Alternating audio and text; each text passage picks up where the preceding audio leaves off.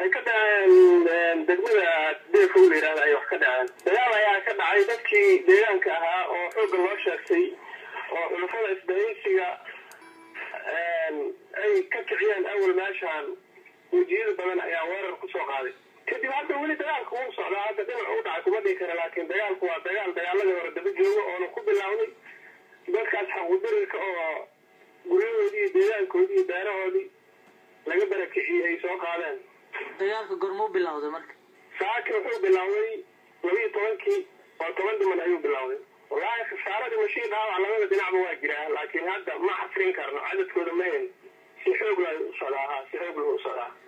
saamaynta dagaalku hadda waa dagaal waa iska dhib badan waaye dhinac walbaba saamayn ayuu ku leeyahay argagax fara badan iyo dhibaato fara badan iyo naxariis fara badan oo dadka ku hayaa markastoo dagaalka uu dhaca waxay ka dhaceen degmada deefow